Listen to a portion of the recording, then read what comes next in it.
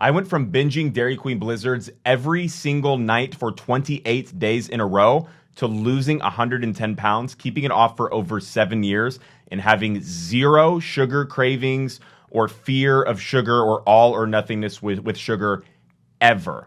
This is exactly what I did to make that happen, and I'm going to walk you all through it literally step by step. If it's your first time on the Weight Loss Hotline, welcome. You'll need a pen, you'll need a piece of paper, and before we get into it, editors, cue the intro. The weight loss industry is a joke. God put us here to be fat. He did not put us here to die fat.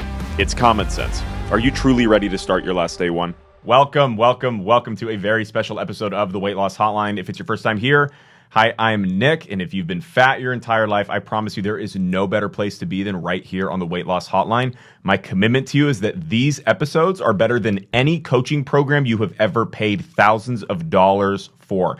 Now let's go ahead and get into it. Today we're talking about sugar addiction. I want to walk you guys through my story with sugar addiction and what I learned and how I implemented it and how I coach people through the exact same thing right now so that you can have the transformation that you're actually looking for and stop quitting and gaining the weight back every time that you want some sugar. I ate Dairy Queen Blizzards for 28 consecutive evenings on DoorDash. This was 2019, right before I started my last day one. It was every single night, and it was to the point where, you guys are going to relate to this so much, it was to the point where when I didn't have a Dairy Queen Blizzard, I would be so obsessed with thinking about it, it almost felt like I could die. It almost felt like maybe I could die if I didn't get a Dairy Queen Blizzard, and it felt like Dairy Queen Blizzard was like my medicine for life that just made me feel so damn good. And if I was to ever get one and bring, like, you'd never get a Blizzard and then like eat it.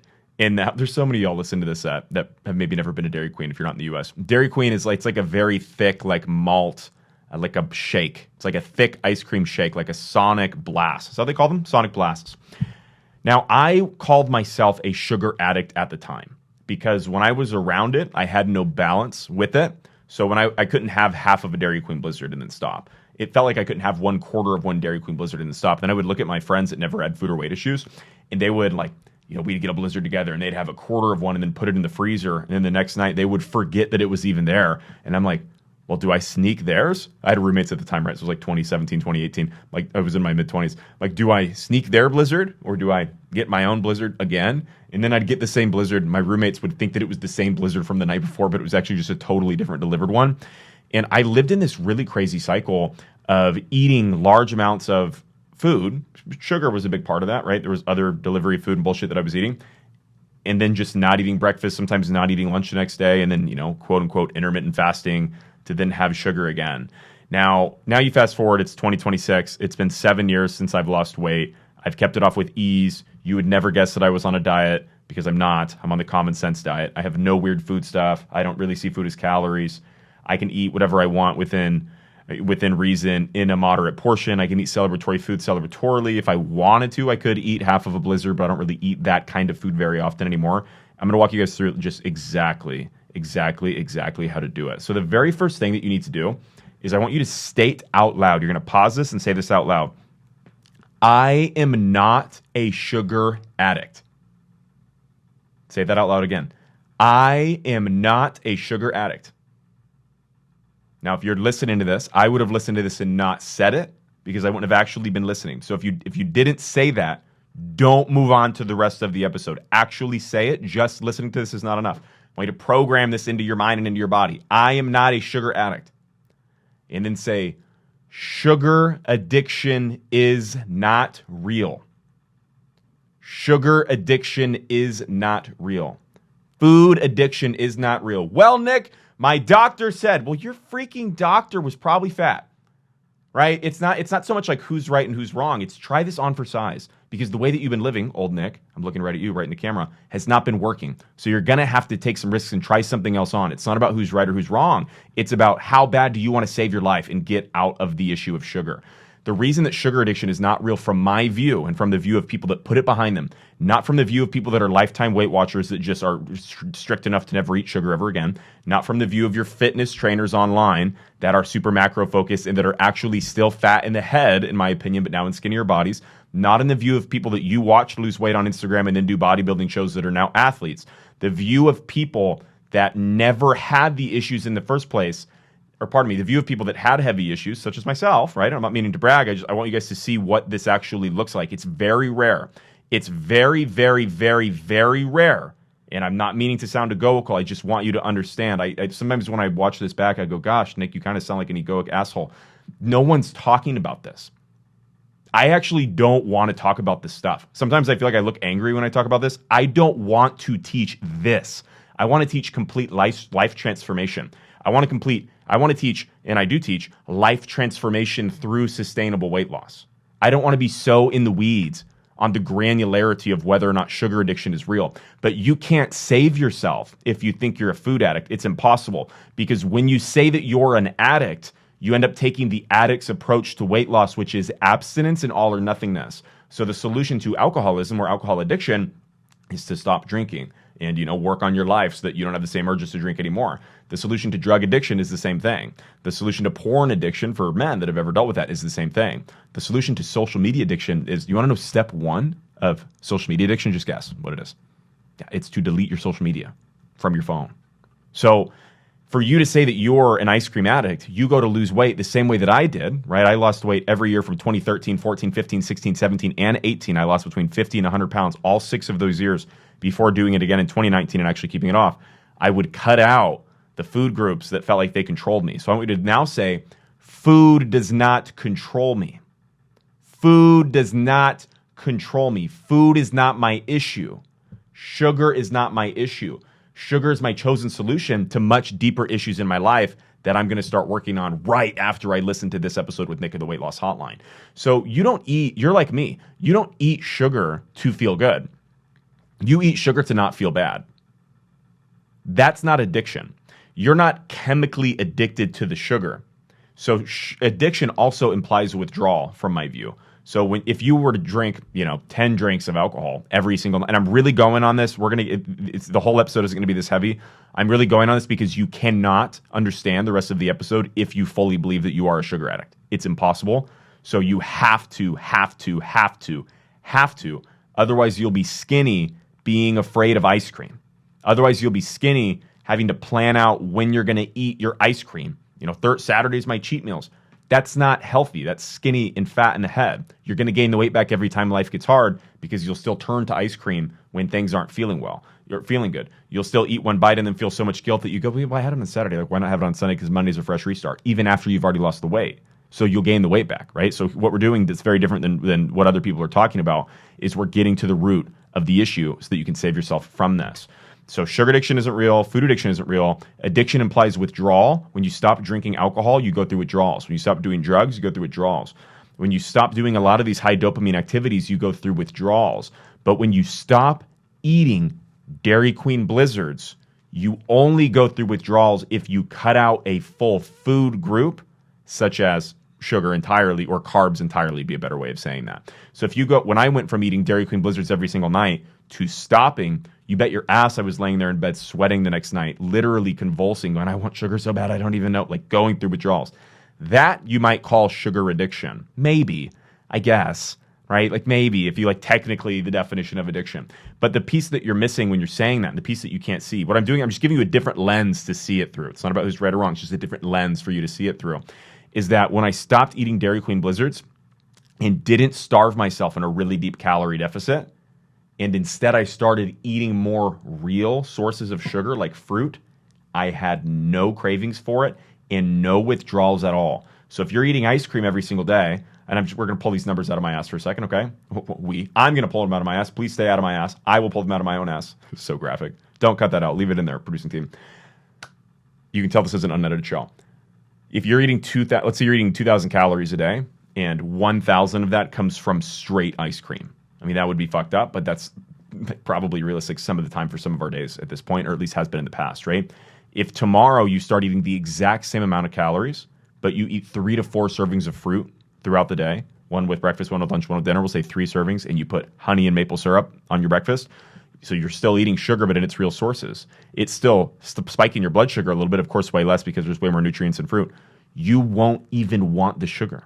Or pardon me, you won't even want the Dairy Queen. You would not want the ice cream anymore. You've never actually done that. So you're like, yeah, like in theory, Nick, that sounds right. You've never, stop taking my word for it. Go and do it. Within 2 days, you won't have any cravings for sugar. You won't have any cravings for ice cream. At all. They'll completely go away. And this is what happens a lot of the times. This is what happened earlier on 2 years ago when I built our proprietary process called the Last Day One System. People would go through this process in the first 1 or 2 weeks and they'd go, oh, Nick, I think I'm good because now I'm losing weight and I don't have cravings. That's great. That's a huge part of your journey. But now the real work actually starts. Now is when you start working on yourself. Now is when you start working on your emotional eating. Now is when you start working on your sustainable mentality. This is just the beginning of the journey. Your goal is not to beat sugar. Your goal is to get sugar out of the way so you can actually go on the journey that you want, because you can't do it living in the state of being controlled by sugar and thinking that you're a food addict and a sugar addict and sugar is your problem. You don't eat sugar to feel good. You eat sugar to not feel bad. Say this out loud. I don't eat sugar to feel good. And then say, I eat sugar to not feel bad. So when you're in the position of wanting a lot of processed sugar, we'll say processed sugar is a better way of putting it. Ask yourself this question and write this out loud. What do I actually need right now? If sugar was not a thing, what would I do right now? And if sugar was not a thing, what would I need to be willing to feel right now? And what you'll find is that the reason why you want ice cream at night and Skittles at night and candy at night more than you do during the day isn't because you're hungrier at night necessarily. It's because things are quiet at night. Literally, they're quiet, meaning you're not getting text messages, you're not getting work emails.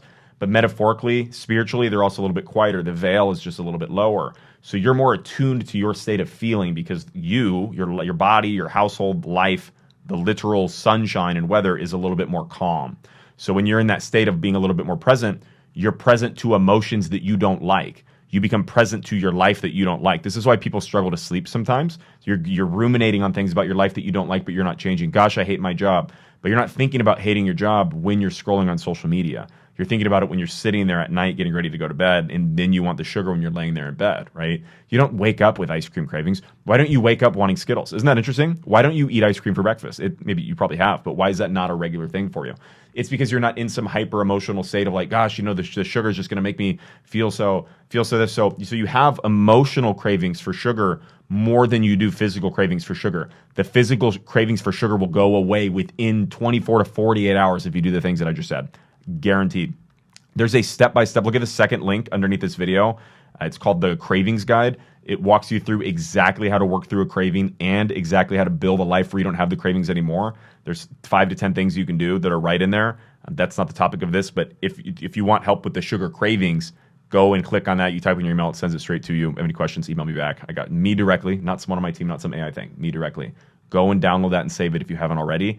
That's going to save your ass when it comes to how to work through some of those moments. But you need to recognize you can solve it physically by doing what I just said. And then the real work starts, which is emotional. And that's when you start being able to meet your own emotional needs without eating them. So when you're stressed and you go, gosh, I'm stressed, I want to eat some ice cream, right? The way that a naturally healthy person would navigate that, or a common sense eater would navigate that, meaning somebody that's on the common sense diet, somebody that's on the path to, or somebody that has already put the issue behind them, is they would be able to actually say, mean, and believe, I'm stressed, and that's okay. I'm safe to feel the stress. And then they can meet their own needs. What do I actually need right now? What you need is probably to actually feel a feeling. So you can imagine that if you were super, super, super stressed out, and then I just said, look, John, Barbara, I would love if there's a John or a Barbara. Leave a comment if you're John or Barbara listening to this right now. I just pulled those 2 names out of my ass again. We're pulling a lot out of my ass on the show. Pulled a lot of fat out of my ass when I lost 110 pounds, to tell you that. Actually, I always kind of had a skinny butt. I was so funny because I had men and women are so different about this a lot of the times, not always. I had such a small ass. I probably have the same size ass right now in 2026 at 165 pounds than I did in 2019 at 275. It's all my fat was in my face, tits, and stomach, and back. Not even in my arm. My arms are the same. My legs look almost exactly, well, I'm covered in tattoos, but you know what I mean? I carried my fat like the worst way ever because so now, in a lot of ways, it's benefited me now because you can't tell that I'm fat when I have a shirt on. When my shirt's off, you can. But if my fat was more dispersed, I'd have loose skin on my legs. I'd have a lot more loose skin on like my neck. I have some you can see right here. But I was fortunate.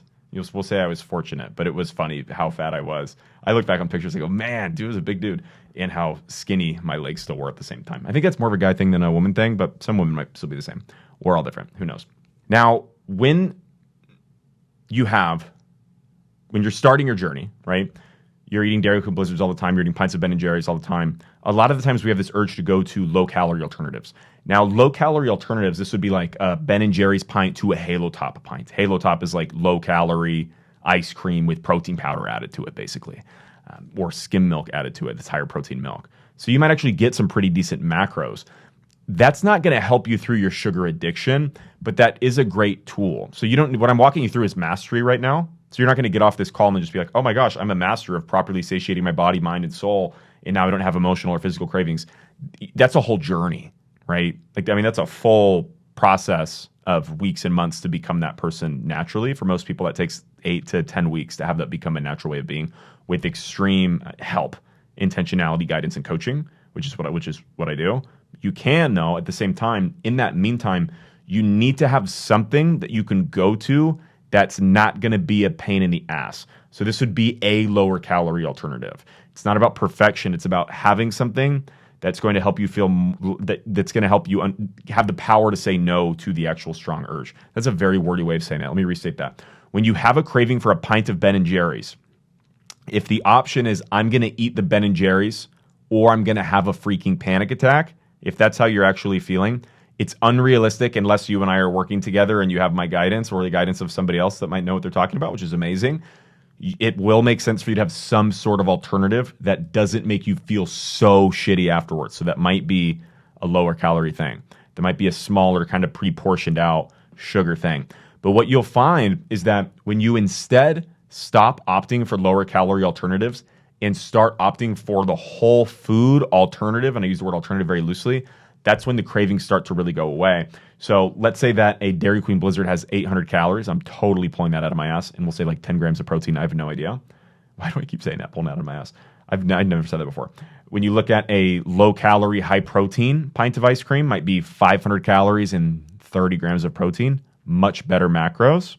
And then when you look at what I call bullshit ice cream, which is Greek yogurt. You can get full-fat Greek yogurt with honey and frozen berries, maybe a little bit of cacao powder in there, maybe a little bit of chocolate chips. If you're at the point where you can have chocolate chips in the house without binging them, then that's amazing too. But eating that third meal of you can imagine the way that you feel afterwards actually is the path forward. So instead of always going, what's the lower calorie, what's the lower calorie, what's the lower calorie, step into what's the food that's going to make me feel amazing after I eat it. Which food is going to give me energy instead of taking the energy away? Because what you'll find with that weird low-calorie shit is you actually feel like shit. You might not have the same blood sugar spike, or crash, because you're eating protein and getting more fats with the food, so it's digesting slower. But what you will find is that you feel weirdly bloated, and you're still eating from a place of emotion. So trading one cope for another cope is not the solution to sustainability. But the idea that you're never going to have any cope ever in your whole life would mean that you were Jesus Christ himself. Cope meaning sin, meaning separate from truth, meaning separate from God, meaning missing the mark. I feel sad. I'm going to eat to not feel it. I feel sad. I want ice cream. If you were absolutely perfect and never had any coping mechanism, you would literally transcend to heaven right now. So that's not the goal. I mean, depends on what your goal actually is. That's probably not realistic. So you need to have a better coping mechanism. I use that word very loosely, but you also need to understand the solution to not having a coping mechanism when it comes to food. It's fully realistic for you to never cope with food ever. I'm going to say that again. It's fully realistic for you to never cope with food on any sort of regular basis. And to get to the point where how you feel doesn't dictate how you eat, mixed with properly satiating your body, you'll find that the idea, and I want to just say this to you guys, again, please feel my heart in this. The idea of sugar addiction even being real is laughable. It makes me actually laugh when I think about the fact that I did that, and then it makes me sad when I hear y'all say that you feel like you are a sugar addict.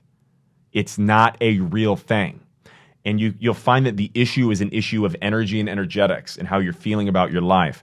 Imagine building a life that you loved so much that the idea of binging a Dairy Queen ice cream at night would fuck up your sleep so much, right? Because you wake up hungover, you got puffy eyes. It's almost like you drank. You kind of might even look like you did crack a little bit afterwards. you're going to look like shit. You're going to feel like shit. You're going to sleep like shit. You're going to wake up, but then you go to work the job. You don't really care about the job though that much because you just work the job for so it's not actually a sugar issue. It's a life issue. You can imagine a world right now where you had $500,000 cash in your checking, right? And we can call this unrealistic if you want, depending on where you're at, whatever. Imagine where all your money problems were handled forever. Imagine where you had a really tough conversation with your spouse and you told them exactly what they did and how it impacted you, what you would like them to do next time, and what your personal commitment was. And they said, wow, thank you so much for saying that. I love you. I know things have been hard. I got your back. Let's do it. And then you made just great, intimate, connective sex with each other and you had an amazing evening. And then you wake up the next morning and me and you and your spouse and your kids and my whole family, we're all going out on a boat and we're driving out there. And while we're driving, it's 75 degrees and the window's down and we're listening to the song, We Are Family, da, da, da, da, da, da. I got all my sisters in me. In that moment, when you're actually singing the song, do you want to binge a Dairy Queen Blizzard? Yes or no? Why not? Why not? Because you're not living in this zonked out, copified, zombified state of cope. You're actually living. So when you start actually living, I'm not saying when you start, we are family all the time for the rest of your life, but when you start learning how to express yourself, when you start learning how to use your hands when you speak and speaking with passion the way that you see me doing right here, when you start actually fucking going for it, and when you start fully living, when you start living like there's a documentary crew following you around and imagining that 10 generations down, your kids are going to watch that documentary, and you just start living like that, and you start finding things that pull you instead of pushing all the time. So stress is your fuel and self-hatred is your fuel, and I got to lose weight because I fucking hate myself, and I got to lose weight because I hate the way that I look, and I got to lose weight because I'm going to prove to them that they were wrong and they should have never dumped me. But you've dumped yourself, right? I mean, that's a part of why you're 50, 100 pounds overweight, restarting every Monday. You've dumped yourself. You've already quit on yourself. And a lot of what you're doing right now is just mundane. You're not actually existing in expansion of your soul. You're not actually really leaning into discomfort. You're hiding from it when calling it sugar addiction. And you're hiding behind the idea that weight loss is hard. Losing weight is not hard. Losing weight is actually easy. You've already done it before, so you know that it's easy, right? It's very easy. You could lose weight by not eating. You can lose weight by chopping off a limb. Please don't do that. Of course, that's not actually the goal. But you can lose weight doing a variety of things. What's more difficult is becoming the person that doesn't gain the weight back. What's more difficult is actually letting yourself believe that it is easy. You are already eating, so of course you have time to eat less. You are not attuned to your hunger. You feel that food controls you, but you haven't really even asked yourself why you're eating it. And you've been duped by people making bullshit content online saying eat less of this and eat more of this. If you want to lose weight, eat less of this and eat my Ninja Creamy. The path to sustainability is less Ben & Jerry's and more Ninja Creamies. No, it's not. No, it's not. Why do you need to eat ice cream every night? Isn't that weird to think? Why? Really? Answer that right now. Why do you need to eat ice cream every night? Why do you want the ice cream every night? Do you believe me when I tell you that I don't even want ice cream anymore? It's very rare. It's very rare that I even want it. Now, I don't have cravings for it, meaning I'm not thinking about ice cream when I'm not around it. But if I'm around it, of course, it sounds good a lot of the times, and I will eat it if I genuinely want it from a place of positivity, not from a place of like, oh, life's really hard, I want some ice cream. What you're doing when you eat from that place is you're feeding your fat mind parasite. And you've reinforced in that parasite in your head so much that you've started to believe that you are a fat person versus you being a person that has fat. So then when I say fuck obesity, fuck you being fat. That pisses you off because it feels like I'm saying fuck you, but I'm not. I'm saying fuck your cancer. Anyone that's ever had cancer, fuck cancer. You've probably had a fuck cancer hat and a fuck cancer shirt. You're good with that, right? Because it's you versus the cancer. But you identify with your fat. That's the equivalent of you identifying with your cancer. It's not who you are. You weren't born with it. It's what you've built over time by reinforcing the fat mind parasite, the quitting mind, and the belief that food is the problem. Food's not the problem. You're not a fucking alcoholic. We might be an alcoholic. Alcoholics actually are much more difficult to coach through sustainability. And they're a group that people completely quit on and that end up going into Overeaters Anonymous and then being coached by people and mentored by people in Overeaters Anonymous and Weight Watchers a lot of the times too, that are still all or nothing with food even though they're skinny. So you think your goal is to be skinny, but your goal is actually to have freedom from food so that you can clear up the headspace that you need to go and live the life that God put you here to live. I hope you guys are writing this down because this is generational weight loss advice. You will not hear this perspective anywhere else on the internet, anywhere. Why is that? I don't know. It blows my mind. I'm also just obsessed with this because I think that it's literally, it hurts me. It irks my soul that there are people that have not had access to sustainability. It irks my soul that there are people that have not found anybody that has done it sustainably. It actually haunts me to the point, feel how serious I'm about this. It actually almost brings me to tears that there are people out there like my old self that genuinely believe they're going to diet their way out of a Monday restarting cycle and Dairy Queen binging blizzards, waking up the next morning to skip meals, and maybe fasting's really going to do it. Maybe if I just, this time, 1,200 is really going to be plenty for me. And you're living in that for decades. I lived in that for 9 or 10 years. A lot of you have been living in it for 10, 20, 30, 50 plus years. And now you're looking back, feeling so much fear and so much regret and so much pain for the life that you never even got to live, that you don't believe in yourself. And then you say, I don't believe in myself. I can never lose the weight. But that's not true, because if you genuinely 100% did not believe in yourself, then you wouldn't even consume weight loss content. Say that again. If you genuinely 100% did not believe that you could lose weight, then you wouldn't even consume weight loss content. So there's at least a 1% of you that believes you can do it, right? Because your whole feed's weight loss content right now. There's at least 1% of you that believes you can do it. There's at least 1% of you that believes that maybe I'm right, that maybe you believing that you're not a food addict is a possible thing. Maybe you believing that sugar is not the issue is a possible thing. And in doing so, you can lose the fucking weight. Yes, you can. Say this out loud. I can, I will, I do. I can, I will, I do. Find gratitude for the moments when you want sugar early on. It's not you'll never want sugar ever again. I'm coming at you from the lens of 7 years later. It took me 6 to 12 months of really trying different things with no help. So I was very trial and erroring to be able to even speak to you in this way, to even be able to build a process that works, that leads people from fat, restarting their whole life, zero self-doubt, or zero self-doubt, 100% self-doubt, little to no self-belief, feeling too afraid to try anything because the fear and the embarrassment, the guilt and the shame that comes with losing weight, and then everybody being like complimenting, oh my God, you look so good, you look so good. And then you quitting and gaining it back and they don't recognize you anymore. That's one of the worst feelings in the world. And that is so fucking fearful that your fat mind is like, don't do it. And your fat mind's actually here to protect you, because if you go and do that again, you're going to reinforce it again and again and again. You're yet to meet that part of you're yet to separate from your thoughts and meet your fat mind with your healthy mind. You're yet to parent yourself. This is what it means to work harder on yourself than you work on your diet. You logically know that if you eat better food in lower quality, in lower quantities, and walk every day, you logically know that if you eat less, move more, right? Worst and best advice ever, mostly worse, because it misses everything that we're talking about right now. You logically know how to do that, but you don't know why you can't, and you don't know why you haven't. So that leads you to stories like, I'm lazy, I'm undisciplined, food's my problem, I'm a food addict, I'm a sugar addict. No, you're not. All of those issues are internal. So you need to work on yourself harder than you work on your diet. No amount of changing the foods that you're eating will ever lead to sustainability. No amount of ever dropping the Ben & Jerry's ice creams and picking up the Ninja Creamies is ever going to lead to sustainable weight loss. You will still be fat in the head. Sustainable means zero fear, 100% certainty that you will never, ever gain the weight back, that you would never, ever binge on your worst day. All your limbs got cut off besides one because you still need one to eat. You lost the kids, the dog, the spouse, and the house and your job, and you would never binge again. That's what sustainability means. Believe in yourself. Have faith. Yes, you can. Yes, you can. I think I blacked out for the last 5 minutes. Hope you guys found that helpful. You can. You absolutely can. That's all I want to say about sugar addiction. It's not real. Have a substitute while you're earlier on in the journey that doesn't make you feel like shit afterwards. Get clarity on why you want the sugar and where the craving's coming from. Meet your needs without the food. Switch to real food options. Even though they will taste worse, your taste buds will adjust over time very quickly. You'll get to the point where you don't really want it, and you'll get to the point where you won't be so all or nothing. That's the final piece of this that I didn't talk about.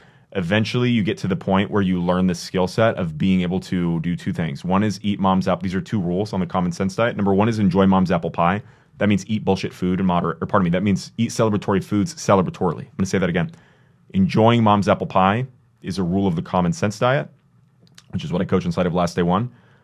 And what that means is enjoy celebratory foods celebratorily, which means eat the pie at the celebration. Don't not eat the pie because you're on a diet, because that's sugar controlling you. Sugar is not your God, but you have worshipped it like your God, and you have made it out like it is the problem. It is not the problem. You can eat one piece of pie without having the urge. It's very different. Without having the urge to eat a second one when you're coming from a place of physical, mental, and emotional satiation. The reason that you want it is because you are not satiated physically, mentally, emotionally, and spiritually. That's the truth. And that's the difference between you and the people that never had food or weight issues. That's the difference between you and, like skinny chicks on the side of the road that can eat one scoop of ice cream and they don't even want that. Will eat half of one scoop of ice cream and then not even want it anymore. They're so attuned to their own hunger signals because they're not dysregulated and living in states of avoiding emotion. Hunger is a feeling, right? So if you're an emotional eater, that also means that you're not feeling hunger the way that you would be if you weren't emotional eating. Emotional eating means how you feel has any impact on how you eat that is negative to your own life. So if that's the case, when I'm sad, I want more ice cream, and then you're eating it, you've been doing that for a long time, then you're not feeling hunger as attuned as you would be if you weren't doing that. So as you start working through what you're calling sugar addiction right now, which I don't believe is real, and I know that you don't believe it is real as much as you did at the beginning of the show, which is amazing because I'm brainwashing you intentionally. Thank you for my trust. Got your back. What you'll find is that you then start feeling more hunger. Now, when you start feeling more hunger, now you can start doing what intuitive eating coaches call intuitive eating. Everybody has different definitions of intuitive eating. What's mostly of intuitive eating, that's a little tongue twister. Everyone has different definitions of intuitive eating. On the most basic level, what people mean by eat intuitively is eat when you're hungry, stop when you're not hungry, which is very different than what you see on social media, which is eat when you're hungry, stop when you're full, which is the worst. It's almost like saying eat less, move more. Yes, true. If we always did that, we would have never been fat. The reason that we're fat is because we overeat. And you can lose weight while still overeating, because the definition of overeating, it doesn't mean you're in a calorie surplus. You can be in a calorie deficit but still be overeating. Overeating means you're eating past not being hungry anymore, which is different than eating until you're full. The problem is that you can't feel your hunger when you are a dysregulated emotional eater that's coping as a workaholic or an ice cream addict or whatever other bullshit, or a social media scroller. You don't feel your hunger. That's why you get more hungry at night when you're not doing those other things, when things are quieter. You're not more hungry. You're just feeling the hunger that had been there throughout the entire day. And that hunger, because you're in a state of, a lot of the times actually like deep hunger by the time you get to the evening, but it seems like it just comes out of nowhere because you've undereaten so much. But I don't know, I just don't eat anything and I'm still 100 pounds overweight. Yes, you are. You're just eating a shit ton at night, right? So then you get to the nighttime and you become a little more aware of hunger, but it might not show up as like hunger in your stomach because you're so unattuned to your body. So show up as like lightheadedness. Gosh, I just need some food, some sugar, some dopamine because I feel lethargic and lightheaded and weak because I haven't eaten all day. But for some reason, I'm not hungry. Yes, you are. You're just not able to feel the hunger. If you were to fully ground yourself and take a breath and put your hand on your stomach and breathe into it, you would feel the hunger pangs in your stomach. Hunger pang, P-A-N-G, which is different than hunger pain, P-A-I-N. Again, hope you guys are writing this down. This is generational weight loss advice that you will not hear anywhere else. This is a complete explanation of why you're fat that you will not hear anywhere else. Please take notes. Please do not be the person that just listens to this and does not implement the changes. You do not want to live a life where you're consuming this sort of content forever. This content is meant for you to stop consuming it. Do not even, my content is here for you to unfollow me. My goal in life for my clients, the very, very last step of the last day one system that I coach people through is unfollowing me on social media. Because you want to know what this version of you that you have fantasized over, you've actually kinkified. Fantasize isn't the right word. You've kinkified being skinny so much. You've kinkified being skinny the way that I kinkified Megan Fox when I was a freaking teenager or in my 20s. I would do anything to get her. If I could just get a Megan Fox, and I'll be, it's like, oh my God. If I was ever to get Megan Fox, I would have lost her immediately because I was so obsessed with her. And that's how you're treating weight loss right now. And my only chance of ever getting Megan Fox isn't to be obsessed with Megan Fox. It's to build a life where it would be unreasonable for me to not have a woman like Megan Fox. And that's the I might be one of the best fucking people I'm talking on weight loss ever. This is I love this show. I love this. Do you guys feel how much this pulls me? That's what you need for your life to not have cravings. Do you feel how much range of emotion I get to experience when I create this show for you?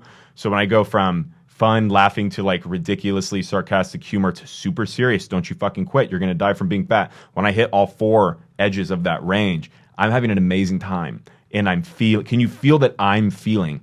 Can you feel that I'm attuned to this is not a lecture. Do you feel how it's not that you're entertained, it's that you're here. My intention is not to entertain you, it's for you to stay present with me. That's because I'm present with myself. So it's really easy for you to stay present here versus it would be a really true and scientific, the science of food addiction. Okay. So when you eat ice cream, what happens is the dopamine in the left ventricle of your brain stem, RAS, reticular activating system, gets focused. Like it's just fucking boring and it's plain and it's not helping you move the ball forward, but it's all that I consumed and it just kept reinforcing that I had a food addiction.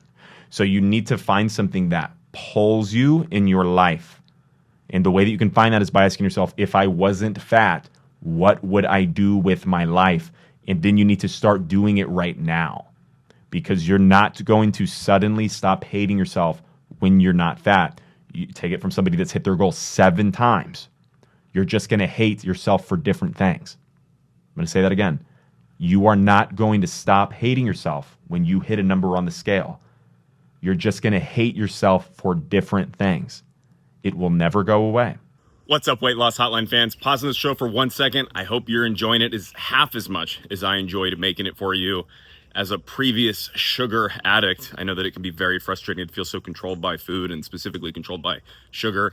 There is a path forward. Now, sugar addiction and food addiction and sugar problems in food are, of course, a part of weight loss, but there is so much more to becoming the person that actually keeps the weight off. And that's what we do inside of Last Day One. It's not just what you're eating. We're going to solve that with the common sense diet right off the bat, week 1 and week 2. And then it's how you're thinking. It's your fat mind. It's your patterns. It's your all or nothingness. It's your one bite leads to more, leads to a screw it into a Monday restart. It's your emotional eating, which means how you feel dictates how you eat. It's stress eating, anxiety eating, overwhelm eating. Without having the solution to these things, without building a life bigger than food and having the step-by-step process to do that, no diet alone is ever going to get you out of the cycle of restarting forever. I know that's harsh to say, and it's really counter what you see online. It's the truth. I promise. Every single person that puts it behind them with 100% confidence that they would never gain it back took a holistic lifestyle approach. Now, we've got a proprietary process. We call it Last Day One. It's the Last Day One system. I would love to host you through it. Right now, at the time of me filming this for y'all, it is a Thursday, and you're watching it the following Thursday. So you're watching this 7 days after I filmed it.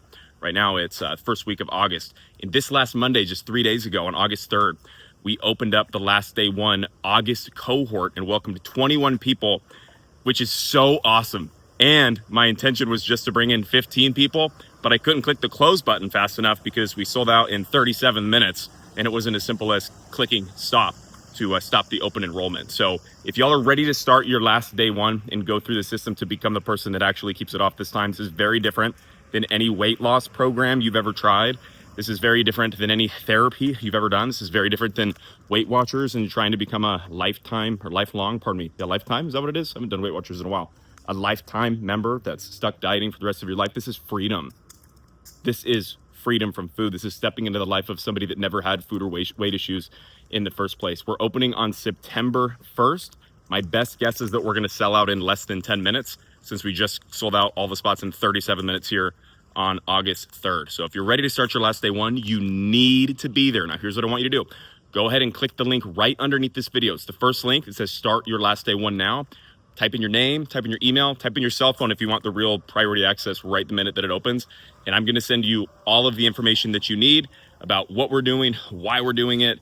Everything you need to know before you start your Last Day One is right inside of there.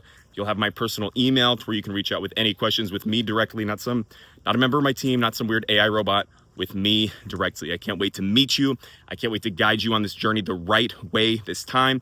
Let's go ahead and get back to There's a point in life where you need to be pulled versus pushing. There's always a time. Pushing is a great skill. There's days where you got to white knuckle it. In sobriety community, they call that white knuckling. There's days where you just got to fucking do it. There's days where, Nike's one of the biggest companies ever for a reason, right? But you don't want to be in a state where white knuckling is your strategy, because otherwise you're going to be trying to white knuckle your health even after you hit your goal. And you can't really stay in that white knuckle state when life is really lifing at you. That's why people gain the weight back when life gets hard and stressful. You notice the people in your life that you know where when life gets really hard, they lose weight. Isn't that interesting? Like, I went through a breakup and I was so depressed that I lost weight. You're like, shit, I went through a breakup and gained 74 pounds. Like, I went to my freshman year in college and lost weight because it was so hard, versus maybe me, or I gained like the freshman 60. It's a long time ago, right? But you've probably gained the freshman 15 to 50 or maybe more if you're anywhere near as fucked up in the head and controlled by your fat mind as I was. The parasite in your head that you actually thought that it was who you are and you resonated with your fatness, your food problems. You probably do to some extent, right? That's why you're watching this, and that's why I make the show for you. There is a path forward. And you can get to the point where when you're in states of hyper emotion, you actually don't have hyper emotion. I mean, feeling emotion, right? As a guy, I would have watched this show and I would have gone, I don't know, man, all this emotional talk isn't for me. I'm, trying to be a man, trying to be all masculine. What you need to understand is that emotion doesn't make you masculine, feminine, more manly, or more womanly. What makes you not a man is and keeping in mind about 70, I've always said 50%. I just looked at the metrics for the first time in a while. About 70% of you watching this are women over 50. So this sentence is just for the 30% of you that are not women over 50. So probably the 15% of you that are men. I don't have the full just gender breakdown in front of me right now. I think probably 15 to 20% of people that listen to this show on YouTube and Spotify are men.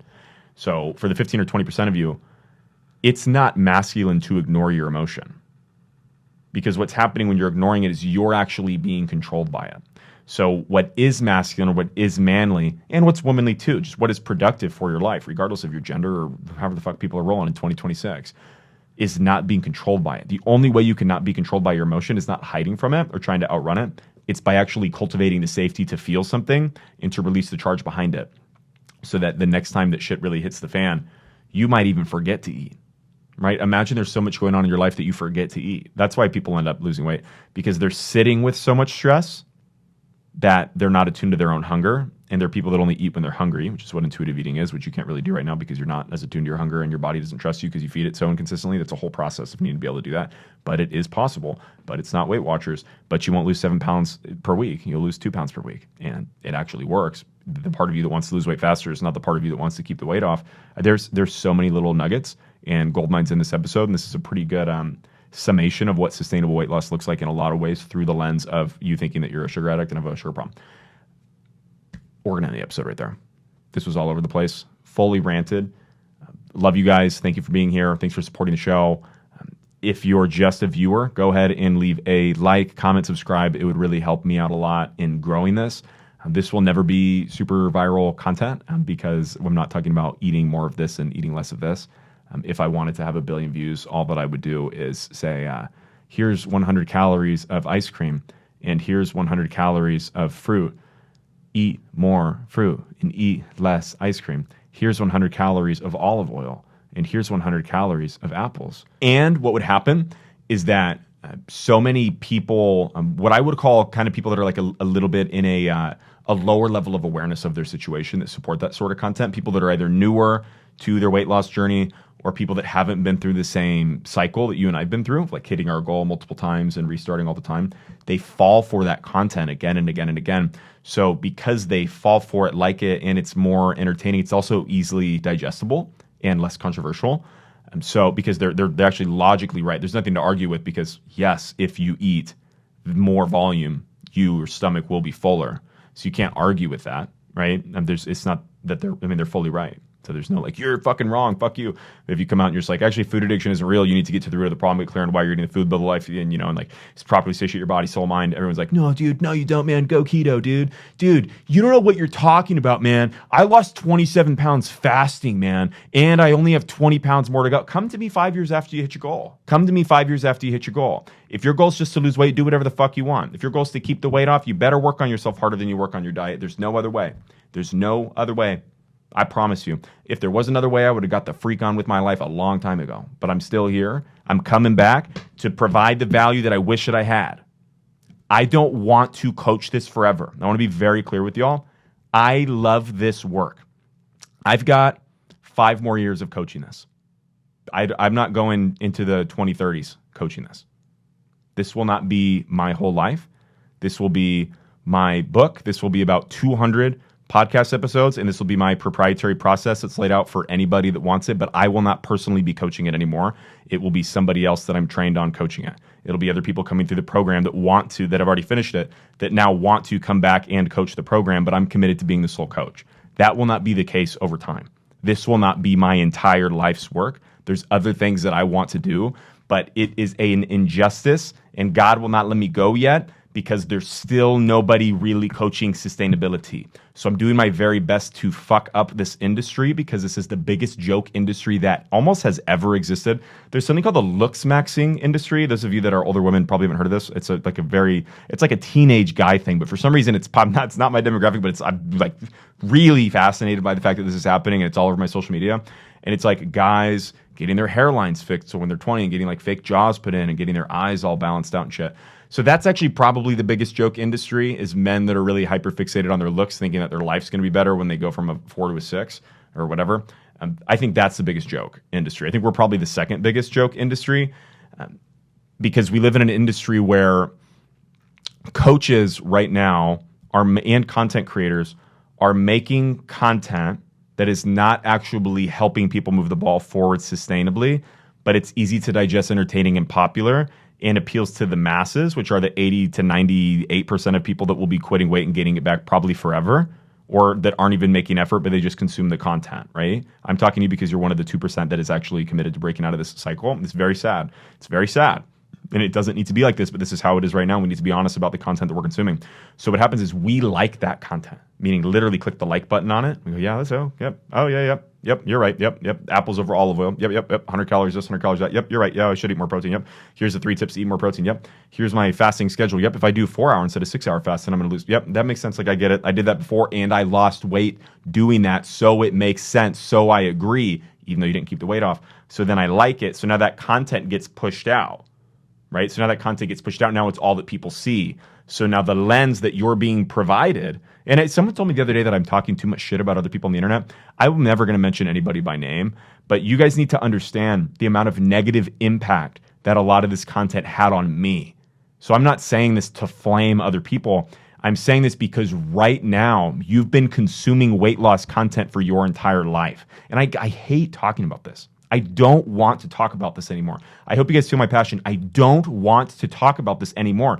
But the problem is that even though people are hearing me say this right now, you're right back to the shit when you're scrolling and you forget the things that I'm talking about here. And that's because our attention spans are so fucked up because of the way that we eat and the jobs that we work. And it's like, God, if I was with you for 1 week, your whole life would change in this. Your whole life would change in this. If you join Last Day One, your whole life's going to change in this. The first thing you do in Last Day One is you unfollow any food accounts and any social media accounts that have anything to do with food or weight loss. Every single one. And then the last step is you unfollow me. That's it. And you're freaking free. Freedom. Let freedom ring from my fat mind to my healthy mind. Let freedom ring from 274 to 164. Let freedom ring from 2019 to 2026. Keep the weight off, guys. We're here to fuck up this industry. We're here to fuck it up. You deserve better for yourself. Stop rewarding bullshit content, including mine. If this doesn't help you, don't like it. If this isn't helping you move the ball forward, don't come back. If this is helping you move the ball forward, take it, implement it, stop watching it. If you're watching it, you're like, Nick, I understand what you're talking about. I need help with the implementation. I don't know this. I want your proprietary process. I want your help. I want your guidance. I believe, even though I've lost hope, I guess you're right. Maybe there's 0.01% of me. I can work with that. I'd be honored to guide you through it. Sustainable weight loss is possible. You can join the Last Day One Club starting September 1st. I'll send you all of the information. We're going to figure out if it's right for you and if it's not right for you. And if it's not, I've got a ton of free resources that will at least help you get started. I believe in you guys. For the third time, we're going to end the show. There's always one more, and we'll see y'all next week.